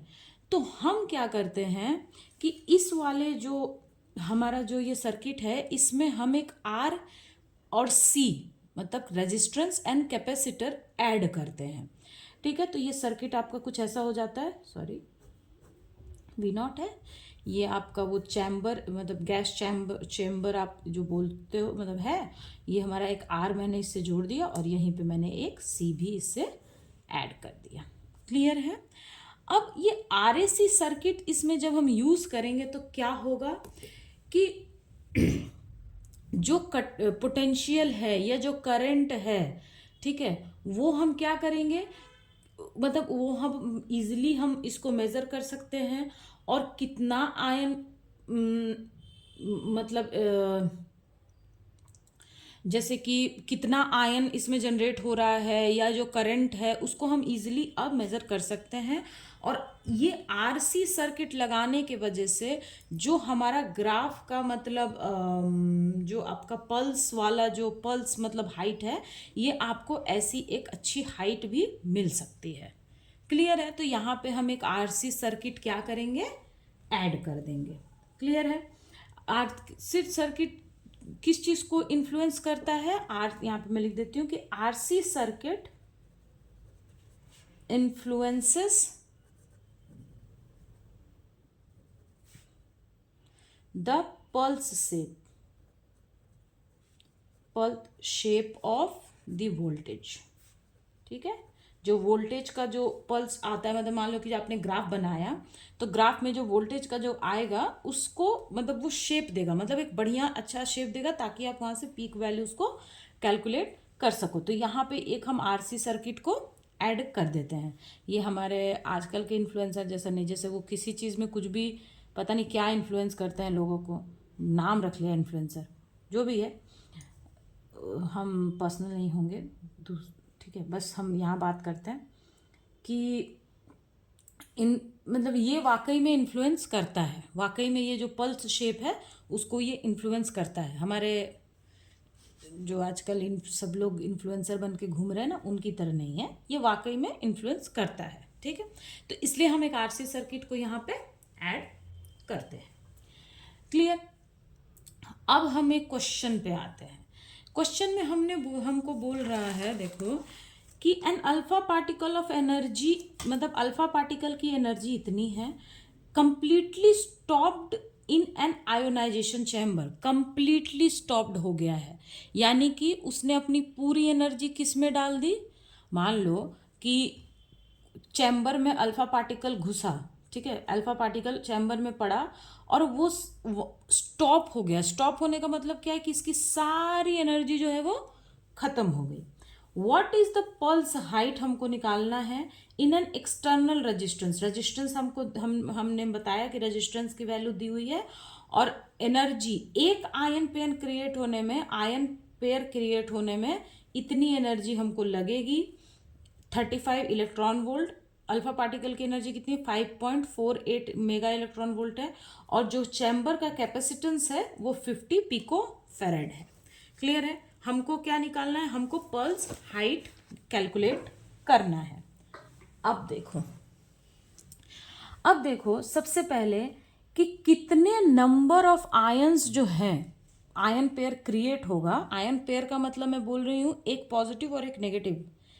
ये चीज़ किस पे मतलब ये किस चीज़ पे डिपेंड करेगी कि कितना आयन क्रिएट होगा। ये चीज़ किस पे डिपेंड करेगी, टोटल एनर्जी पे और एक को बनाने में कितना लग रहा है। जैसे मान लो कि एक मैं छोटा सा एग्जांपल देती हूँ कि मान लो कि एक पेन को बनाने का जो कॉस्ट है ये मान लो 10 रुपये है, ठीक है, और मेरे पास और मैंने एक फैक्ट्री डाली और मेरे पास 1000 रुपीज़ थे और एक पेन को बनाने का कॉस्ट मान लो कि 10 रुपये है, तो मैं टोटल कितना पेन बनाऊंगी ये कैसे डिसाइड होगा कि एक पेन को बनाने का प्राइस डिवाइडेड बाय मतलब सॉरी एक जैसे टोटल जो प्राइस है डिवाइडेड बाय एक पेन को बनाने का प्राइस, मतलब अगर मेरे पास 1000 रुपये हैं और 10 हो गए तो यानी कि मैं टोटल 100 पेन्स बना सकती हूँ। समझ में आया कि एक पेन को बनाने के लिए अगर मुझे 10 रुपये लग रहा है और मेरे पास 1000 रुपये हैं, मेरा एक कंपनी में खोलना चाहती हूँ जहाँ मैं पेन बनाना चाहती हूँ, और पेन बनाने का, एक पेन को बनाने का प्राइस मेरे पास मान लो कि 10 रुपये पड़ता है, और मेरे पास 1000 रुपये हैं, तो मैं टोटल कितने पेन बना पाऊंगी? तो 1000 रुपये डिवाइडेड बाई 10। वैसे ही कितने आयन पेयर क्रिएट होगा, number of ion pair is created is equals to कितना होगा? टोटल एनर्जी ऑफ, यहां पे क्या है, अल्फा पार्टिकल है तो हम अल्फा पार्टिकल की बात करते हैं, alpha particle divided by energy required to create one ion pair. मतलब टोटल कितना होगा? तो टोटल एनर्जी बाई दिस, तो N इज इक्वल्स टू, हम बोल देंगे कि E बाई डब्ल्यू मैंने इसकी एनर्जी को बोला है, तो that is equals to 5.48 mega electron volt divided by 35 electron volt. तो देखो ये इलेक्ट्रॉन वोल्ट है और ये मेगा इलेक्ट्रॉन वोल्ट है, तो इसको हम कन्वर्ट कर लेंगे। तो 1 इलेक्ट्रॉन वोल्ट इक्वल्स टू कितना होता है, sorry 1 mega electron volt is equals to 10⁶ electron volt होता है। एक मेगा में 6 होता है ना, मेगा मतलब तो 6 ही है। क्लियर? अब इसको हम तो ये हो जाएगा 5.48 इंटू 10⁶ डिवाइडेड बाई 35। क्लियर है? अब इसको हम सॉल्व करते हैं। अच्छा, अब इसको ऐसे रहने दो। ये हमारा आ गया कि इतने नंबर ऑफ आयन पेयर जो है वो क्रिएट होगा। अब देखो कि एक आयन पेयर में 2 चार्ज है ना, एक आयन पेयर में 2 चार्ज है, तो जितने आयन पेयर होंगे उन सब में टोटल कितना चार्ज होगा? टोटल चार्ज कितना होगा? Q is equals to N into E. N क्या है? Total number of ion pair, और ई क्या है? एक इलेक्ट्रॉनिक चार्ज, मतलब कि एक जो आयन पेयर में मान लो कि एक पॉजिटिव आयन है तो उस पर कितना चार्ज है, तो E is a 1.6 into 10⁻⁻19 coulomb. Clear हो गया? तो Q इज इक्वल्स टू कितना हो गया? N की वैल्यू कितनी है? 5.48 into 10⁻6 divided by 35 into 1.6 into 10⁻⁻19। ये आपको क्लियर हो गया? अब देखते हैं, अब इसको हमको कैलकुलेट करना पड़ेगा, थोड़ा डिफिकल्ट है।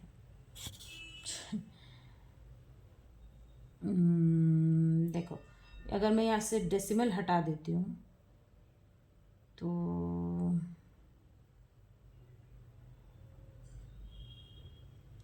मैं ना नेट निकाल देती हूँ, ठीक है, और आप उसके बाद कैलकुलेटर से मैं कर दूँगी, आप अपना ऐसे बता सकती हूँ मैं इसको, तो कोई इतना प्रॉब्लम नहीं है। ठीक है, इसको यहीं पर Q की वैल्यू यहीं पे रहने दो। अब पल्स हाइट की हम बात करते हैं, हमको तो पल्स हाइट निकालना है। Pulse height is equals to होता है Q बाई C। जो वोल्टेज में जो पल्स हाइट ये आता है इसकी वैल्यू होती है Q बाई C। Q यानी कि total charge divided by capacitance का वैल्यू, ठीक है। या आप पल्स हाइट को ऐसे भी डिफाइन कर सकते हो कि पल्स हाइट जो होता है ये क्या होता है? Pulse height is the voltage change across क्या कैपेसिटेंस, आप बोल सकते हो, ठीक है। अब यहाँ पे मैं लिख देती हूँ, ठीक है। पल्स हाइट क्या है? Pulse height is the voltage change across capacitance of the chamber। Pulse height हम जो मेज़र करेंगे या जो पल्स हाइट हम निकालेंगे वो क्या है कि कैपेसिटेंस के अंदर जो वोल्टेज चेंज होगा, चैम्बर में जो कैपेसिटेंस हमने लगाया है उसके क्रॉस जो वोल्टेज चेंज होगा उसको ही हम बोलते हैं। तो Q बाई C हो गया। सी क्या है यहाँ पे, ये कैपेसिटेंस की वैल्यू है, ठीक है। आप इसे वो, अच्छा इसमें और तो कहीं सी तो दिख नहीं रहा, हाँ तो ठीक है, कैपेसिटेंस है। क्यू की वैल्यू, तो Q is equal to 5.48 10⁻6 divided by 35 into 1.6 into 10⁻⁻19। Capacitance की वैल्यू कितनी दी हुई थी हमको, 50 पिको फेराड, ठीक है। तो 50 और पिको फेराड है, तो हमको इसको किस में कन्वर्ट करना पड़ेगा, फेराड में। क्लियर है।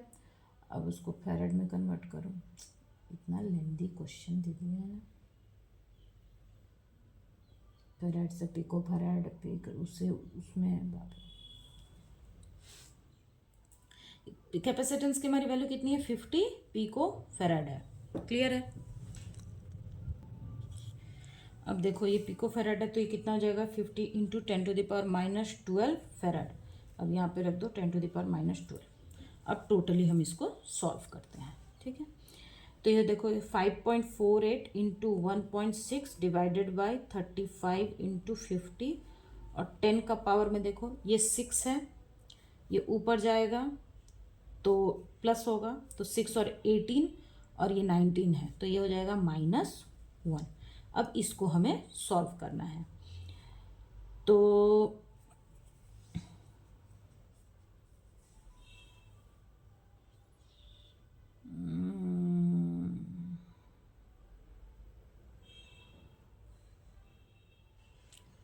इसको सॉल्व करना है ना, तो एक काम करते हैं,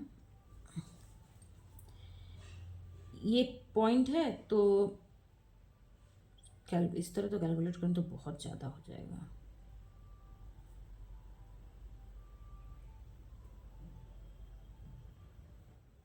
एक डेसिमल को यहाँ पे लेके आ जाओ, ये हटाओ, इसको यहाँ पे लेके आ जाओ, तो ये 16 हो गया, 16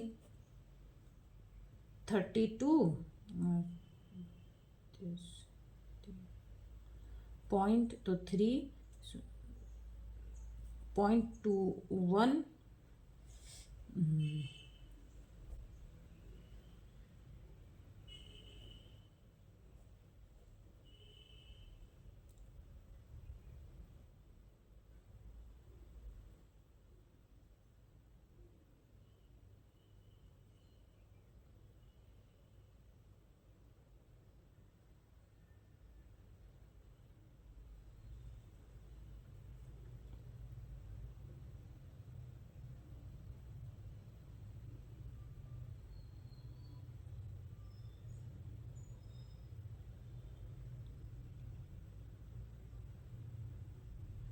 8 टाइम्स में कर दो, तो ये 2.18 समथिंग आ जाएगा। क्लियर है। और इसको भी अगर हम यहाँ पे नीचे एक 100 लेके आ जाते हैं, तो ये देखो कितना हो जाएगा, 5.48, तो ये 5 1 टाइम्स में। क्लियर है। और 48 तो 0.0 और 5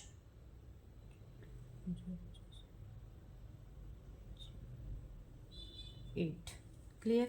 ये कितना हो गया, 0.108 इंटू 10⁻⁻1 डिवाइडेड बाई 2.18 इंटू 100।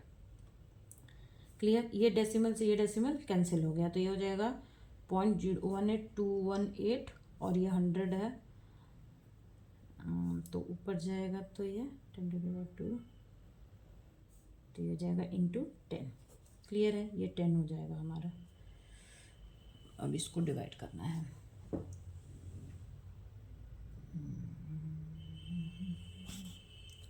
इसको डिवाइड करो तो ये 2181080 डेसिमल हो गया।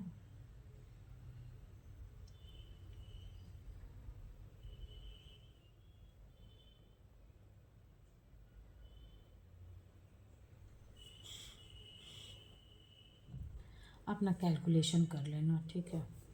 मैं यहाँ पे बता देती हूँ, इसका जो आंसर है वो आएगा आपका 0.51। ये आंसर आपका आ जाएगा, देखो ये जो आंसर है ना,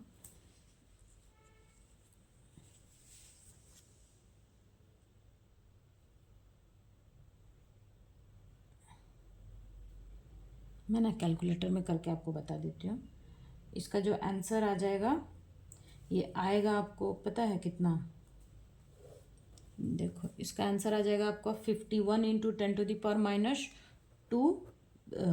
सॉरी 51 इंटू 10⁻⁻5 वोल्ट, ठीक है। और इसको फिर हमको मिली वोल्ट में कन्वर्ट करना पड़ेगा, ठीक है। तो ये हो जाएगा 0.51 मिली वोल्ट इसका आंसर होगा, ठीक है। ये इसका आंसर आएगा, आप कैलकुलेटर में कैलकुलेट कर देना, बाकी मैंने बता दिया है। तो इसका आंसर होगा 0.51 मिली वोल्ट। देखते कौन सा ऑप्शन करेक्ट है, 1.5। तो हमारा ऑप्शन नंबर बी करेक्ट है। क्लियर है। अच्छा, क्वेश्चन में वो वोल्ट में आएगा, कैलकुलेशन जब हम करेंगे तो फिर उसको आपको मिली वोल्ट में कन्वर्ट करना पड़ेगा, क्योंकि सारा ऑप्शन हमारा मिली वोल्ट में है इसीलिए, ठीक है। तो ये क्वेश्चन आपको समझ में आ गया है ना, ठीक है। ये थोड़ा आप कैलकुलेशन कर लेना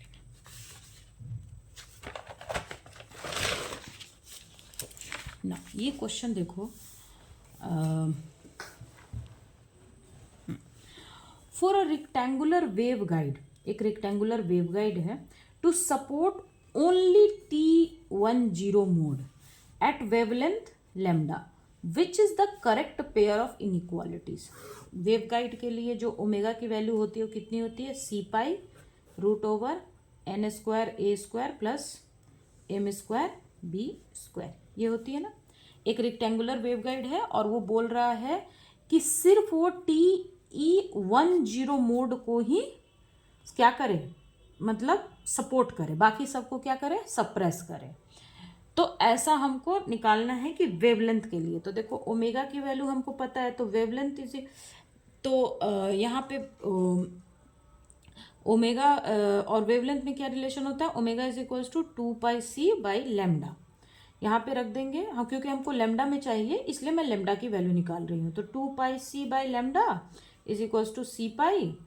अच्छा, मेरे को बोला है कि TE10 मोड, TE10 मोड यानी n की वैल्यू 1 है और m की वैल्यू क्या है, 0 है। तो ये तो 0 हो जाएगा, तो ये कितना बचेगा, यहाँ पे देखो n 1 है और a है, तो बाहर कितना आ जाएगा, a। क्लियर। तो 2π से पाई कैंसिल, c से c कैंसिल, यानी कि 2π λ is equals to 1/a। Then a equals to कितना हो गया, 2a। ये क्या है हमारा, cut off frequency, cut off frequency ये है। तो ये क्या आएगा हमारा, cut off wavelength, cut off wavelength. तो कट ऑफ वेवलेंथ हमारा कितना आया है, 2 है।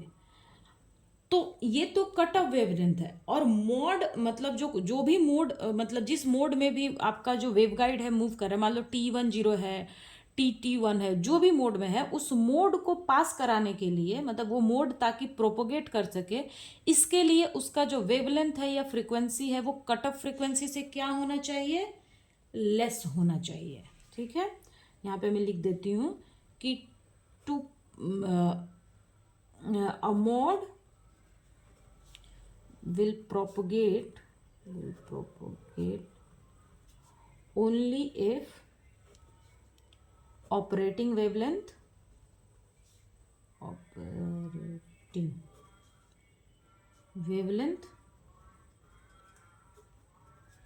that is lambda here is less than its cut off wavelength, ठीक है। कट ऑफ वेवलेंथ के क्या होना चाहिए, कट ऑफ वेवलेंथ से लेस होना चाहिए। तो हमारा एक तो आ गया कि लैम्डा की वैल्यू क्या होगी, लेस देन 2a होगी।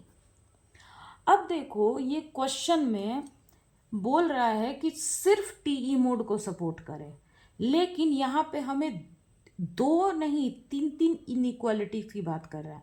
एक तो लैम्डा 2a से ग्रेटर होगा या 2a से लेस होगा, ये बात कर रहा है। दूसरी देखो यहाँ पे लैम्डा 2b से लेस बता रहा है और यहाँ पे लैम्डा b से ग्रेटर बता रहा है।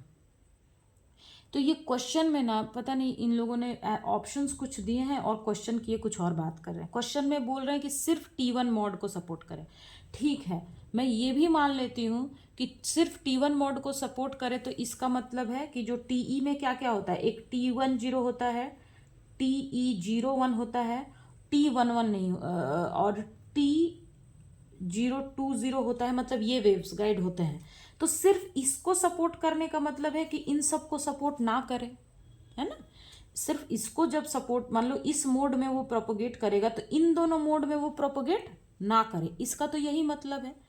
इसमें क्वेश्चन में बोल रहा है कि वेव गाइड जो है वो सिर्फ इसको सपोर्ट करे, तो हम ये भी निकाल लेते हैं, मान लो कि इन दोनों को सपोर्ट ना करे। तो इन दोनों को सपोर्ट करने के लिए क्या होना चाहिए कि देखो T10 है, तो इसके लिए वेवलेंथ की वैल्यू कितनी आ जाएगी, इसके लिए हमारे पास वेवलेंथ की वैल्यू कितनी आ जाएगी, जो टी, मान लो कि यहाँ पे मैंने 0 1 रखा तो A कैंसिल हो जाएगा, B आएगा, तो यानी कि T10 के लिए lambda C is equal to कितना आ जाएगा, 2B आ जाएगा। तो ये चीज को सपोर्ट ना करे, तो इसलिए हम बोलेंगे कि लैम्डा C की वैल्यू क्या हो जाएगी, लेस देन 2B हो जाएगी। ये चीज क्लियर हो गया आपको, क्योंकि सॉरी लेस देन नहीं, ग्रेटर देन 2B हो जाएगी, तभी तो ये सपोर्ट नहीं करेगा। मान लो कि अगर लैम्डा कट ऑफ वेवलेंथ की वैल्यू लेस देन 2B हो गई, तब तो ये तो सपोर्ट करने लगेगा, तब तो TE मोड 1 हो जाएगा। लेकिन यहाँ पे ग्रेटर की बात यहाँ पे कहीं भी नहीं की गई है, यहाँ पे बोला है कि lambda is less than 2B। Clear है। तो हम बोलेंगे कि this wave guide is a combination of T10 mode and T01 mode. ये दोनों मोड का क्या है, कॉम्बिनेशन है।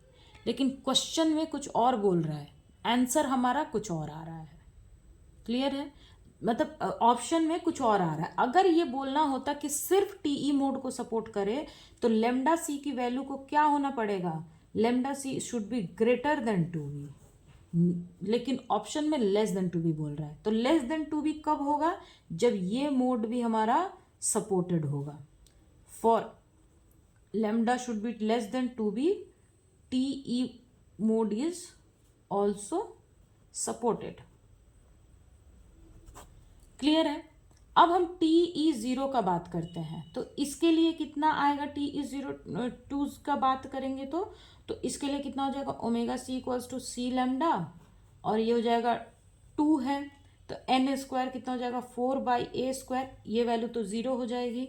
Omega equals to 2πC lambda equals to C π/2a, ये cancel, then lambda equals to a, और T, तो इसके लिए तो ठीक है कि a जो है, लैम्डा जो है वो ग्रेटर हो जाए a से, तो ये मोड भी सपोर्ट, मतलब ये मोड क्या करेगा, सपोर्ट नहीं करेगा। अगर लैम्डा ग्रेटर हो गया a से तो ये वाली कंडीशन तो हमारी ठीक है TE10 मोड के लिए, लेकिन ये कंडीशन हमारी सही नहीं है। अगर ये कंडीशन सही होता है तो ये जो हमारा जो वेव गाइड है, ये TE10 एंड TE01 दोनों को ही सपोर्ट कर रहा है। मतलब ये वेव गाइड जो है, this is the combination of both mode, both the mode. ये जो कंडीशन है उसके अकॉर्डिंग अगर सिर्फ इसको सपोर्ट करना है तो फिर क्या होना पड़ेगा कि लैम्डा की वैल्यू ग्रेटर देन 2B होनी पड़ेगी एंड लैम्डा की वैल्यू ग्रेटर देन A होनी पड़ेगी। यानी हमारा इनइक्वालिटी कुछ इस तरह आना चाहिए। सिर्फ इसके लिए मैं बता रही हूं कि लैम्डा की वैल्यू क्या हो जाए, less than 2A, lambda should be greater than 2B and lambda should be greater than A। ये इनइक्वालिटी होना चाहिए था। लैम्डा की वैल्यू ऐसी हो जाती कि lambda should be greater than 2A and lambda should be greater than A and और आप ऐसे बोल सकते हो कि lambda should be greater than 2A जो भी है, और lambda should be less than 2A, ये होना चाहिए था। लेकिन ऑप्शन में ये चीज़ नहीं है, तो मैं ऑप्शन के अकॉर्डिंग आपको बता रही हूँ कि वेव गाइड जो है वो कॉम्बिनेशन है इन दोनों मोड का। ऑप्शन से मैं बता रही हूँ। और क्वेश्चन के अकॉर्डिंग तो अब देखो हमारा, अगर हम मान लेते हैं कि दोनों कॉम्बिनेशन है, मतलब कि दोनों ही सपोर्ट कर रहा है, तो लैम्डा लेस देन 2A होना चाहिए। मैंने बोला यहाँ पे लैम्डा लेस देन 2A होना चाहिए, तो यहाँ ग्रेटर देन है, या तो ये दोनों तो नहीं ही होगा। लेस देन देखो यहाँ भी है यहाँ भी है, तो एक तो कंडीशन हो गया। दूसरा देखो कि सब में लेस देन B दे रहा है, तो फिर हमको वो लेना ही पड़ेगा और कोई ऑप्शन नहीं है, क्योंकि सारे ऑप्शन में हमको वो चीज़ दे रहा है। अब हमें देखना पड़ेगा कि लैम्डा ग्रेटर देन A किस में है, ये वाला कंडीशन देखना पड़ेगा। तो यहाँ पे ग्रेटर देन B बोल रहा है, नहीं, ग्रेटर देन बी का मतलब हो गया कि TE 02 मोड, ये नहीं। तो यहाँ पे देखो लेमडा ग्रेटर देन ए, तो इसका ऑप्शन नंबर हमारा डी करेक्ट है। क्लियर है। अच्छा, आपको अगर ये सोच समझ नहीं आ रहा है कि मतलब ये मैंने ये वाले मोड्स क्यों लिए, तो देखो ये मोड जो होता है ये सपोर्ट करता है, और तो ये आप मतलब इसमें आप पढ़ सकते हो कि इसमें जैसे TM में कौन कौन सा मोड सपोर्ट करता है, TE में कौन कौन सा मोड सपोर्ट करता है, वेब गाइड में आपने ये पढ़ा होगा या आप पढ़ लेना। तो इसलिए मैंने ये मतलब ये सपोर्ट करता है, ये भी सपोर्ट करता है, इस तरह से शायद TE11 मोड जो होता है वो मोस्ट डोमिनेंट होता है। तो वहाँ पे क्या होता है, जब TE11 लेंगे वो मोस्ट डोमिनेंट शायद, हाँ शायद मोस्ट डोमिनेंट वही होता है। थोड़ा सा उसमें कन्फ्यूजन है मुझे, शायद वो मोस्ट डोमिनेंट होता है, मैं देख के आपको बता दूंगी, ठीक है। तो वहाँ पे ये ए की वैल्यू भी आ जाएगी, बी की वैल्यू भी आ जाएगी, तो यहाँ पे ये नहीं है, इसलिए मैंने ये तीनों मोड ही लिया है। समझ में आ गया कि मैंने TE11 क्यों नहीं लिया है, क्योंकि देखो उसके लिए यहाँ पे ए और बी दोनों साथ में आ जाएगा, उसके लिए ए और बी, तो यहाँ पे ऑप्शन में ऐसा कुछ दिया नहीं है, तो इसलिए मैंने T11 मोड को नहीं लिया है। और वो T11 मोड जो होता है ना, वो सबसे मोस्ट मतलब शायद डोमिनेंट मोड वही होता है। आप थोड़ा मैं देख के आपको बता दूंगी, वो मुझे कन्फ्यूजन हो रहा है, तो उसके बाद हटाओ। तो ये क्वेश्चन आपको समझ में आया कि क्वेश्चन कुछ और बोल रहा है, ऑप्शन कुछ और बोल रहा है, फिर भी मैंने इसको करा दिया है। क्लियर हुआ। ये देखो, when an excited with 514 nm laser light Raman line of a diamond appear at this, मतलब एक्साइटेड लाइन ये था, ठीक है, और लेजर लाइट का है, तो रमन लाइन जो है वो डायमंड पे कितना है, इतने पे आया। If the different wavelength of a laser is use, same Raman line मतलब कितने पे अपीयर होगा। मतलब पहले एक्साइटेड लाइन हमने इतना यूज किया, रमन लेजर लाइट का एक्साइटेड हमने इतना यूज किया, तो रमन लाइन जो है वो इस वेवलेंथ पे आया। दूसरी बार हमने एक्साइटेड लाइन का ये एक्साइटेड लाइन इतना यूज किया, तो रमन लाइन किस पे आएगा, ये चीज हमें निकालना है।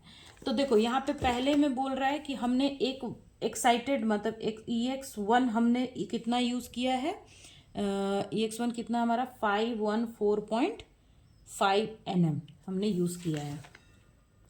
तो हमारा लेज़र जो रमन लाइन है वो कितने पे आ रहा है, मतलब वेवलेंथ कितनी है, R1 की रमन लाइन, मतलब wavelength of first Raman line, मतलब इतना हमने एक्साइटेड यूज़ किया, तो रमन लाइन का जो वेवलेंथ है वो कितना आ गया, 481.5 nm आ गया। तो हमें क्वेश्चन में पूछ रहा है कि अगर हम एक्साइटेड लाइन जैसे 2 हमारा कितना है, आपका 488 nm है, ये यूज करेंगे तो लेमडा R2 की वैल्यू कितनी आएगी, क्वेश्चन में ये पूछ रहा है। तो देखो हम सबसे पहले क्या करेंगे कि इन दोनों को यूज करके हम रमन शिफ्ट निकाल लेंगे, ठीक है। और हमको जैसे पता है कि जो रमन शिफ्ट होता है वो कैरेक्टरिस्टिक्स ऑफ मॉलिक्यूल होता है, ठीक है, मतलब कि जिस भी हम मटेरियल, मतलब वो हर एक मटेरियल के लिए फिक्स रहता है, वो कैरेक्टरिस्टिक्स ऑफ जो रमन शिफ्ट है वो मतलब उसको क्या बोलते हैं यार, जैसे रमन शिफ्ट की जो वैल्यू होती है ना, वो पर्टिकुलर किसी भी एक मटेरियल के लिए फिक्स्ड होती है।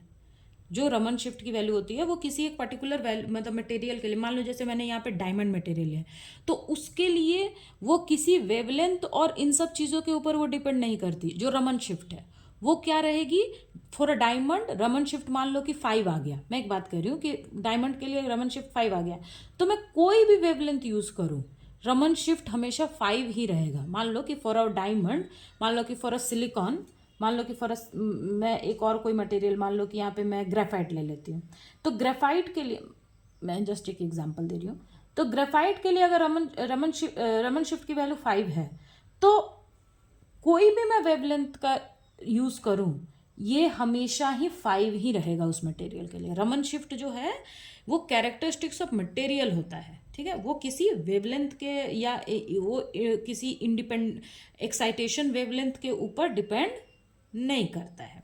तो हम क्या करेंगे कि पहले इसको यूज के हम रमन शिफ्ट निकाल लेंगे, और फिर हमारे पास रमन शिफ्ट की वैल्यू रहेगी, एक्साइटेंट की वैल्यू रहेगी, तो हम वहां से लेमडा R2 की वैल्यू निकाल लेंगे। क्लियर है। तो देखो रमन शिफ्ट इक्वल्स टू कितना हो गया, 1 lambda R1 minus 1 lambda of excited line का लेमडा, 1 ये कितना है 4.185 और ये कितना है 514.5। क्लियर है। अब इसको आप सॉल्व करो तो देखो मैं इसे कैलकुलेटर से कर देती हूँ। तो ये हो जाएगा 0.400207, ये हो जाएगा 0.4018। क्लियर। ये कितना आ गया आपका 0.000 और ये 27 nm। क्लियर है। ये लेमडा की वैल्यू, रमन शिफ्ट की वैल्यू हमारे पास इतनी आ गई। क्लियर है। अब मैंने बोला था कि हमारे पास सेकंड वाले रमन हमको ये निकालना है।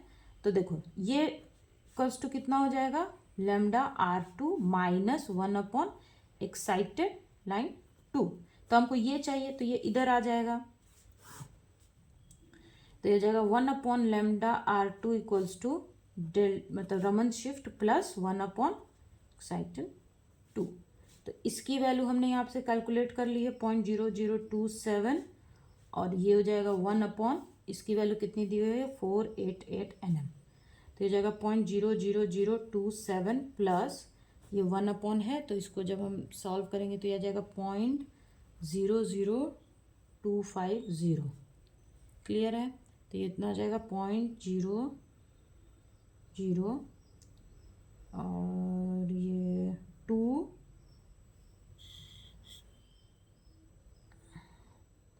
और ये 12 1 2 3 और ये 2.323। ठीक है। तो 1 मतलब R2 की वैल्यू कितनी आ गई 0.00232। तो लेमडा R2 की वैल्यू कितनी हो जाएगी 1/0000232। इसको जब हम सॉल्व करेंगे तो ये आपका अप्रॉक्सीमेटली इसकी जो वैल्यू आएगी वो कितनी आ जाएगी 5.6.8 456.8 nm। क्लियर। तो लेमडा R2 कितना आ रहा है 456.8 ऐसा कुछ है ऑप्शन में 432 है नहीं 455 है 458.245। तो देखो यहाँ पे 455 है और हमारा कितना आ रहा है 456.8 आ रहा है। इतने आ रहा है ना। हाँ 4568 आ रहा है। तो देखो ये 455 से ज़्यादा है और 455 से ज़्यादा है तो यानी कि 4568 है इसमें और एक ये है। तो अब ऐसे अगर आपका ऑप्शन आ जाए तो कैसे इसको देखो सॉल्व करेंगे। देखो ये 455 है हमारा ऑप्शन में हमारा आंसर आ रहा है 456.8 आ रहा है। इससे ज़्यादा आ रहा है और इतना से कम आ रहा है तो हम इसको लेंगे। क्लियर हो गया। ऐसे आप अच्छे से कैलकुलेट करोगे तो हो सकता है कि इतना भी आ जाए, है ना। ये मैंने तो रफली कैलकुलेटर से कैलकुलेट कर दिया तो इसी वजह से आप इसे अच्छे से कैलकुलेट कर लेना। क्लियर। क्योंकि 1 घंटा कैलकुलेशन करके टाइम वेस्ट करने से कोई फ़ायदा नहीं है। मतलब आप तो एग्ज़ाम में तो करना पड़ेगा। मैंने कैलकुलेटर से इसलिए कर दिया कि कैलकुलेशन करने में बहुत टाइम वेस्ट होता है। चलो ठीक है। Okay thank you. और प्लीज़ आप मेरे चैनल को फॉलो करते रहिए। और हाँ कोई भी चीज़ है कोई चीज़ आपको समझ में नहीं आती है या आपको मेरे एक्सप्लेनेशन में प्रॉब्लम होती है या कोई चीज़ आप मुझे सजेस्ट करना चाहते हैं या मैंने क्वेश्चन में कुछ बोलते हुए गलत बोल दिया है तो ये चीज़ आप मुझे कमेंट में बता सकते हैं। तो प्लीज़ आप मुझे कमेंट करें ताकि मुझे पता चले कि मैं कहाँ गलती कर रही हूँ, मुझे कहाँ इम्प्रूव करना है। ये सारी चीज़ें आप यहाँ पे मुझे बता सकते हैं। क्लियर। Okay thank you.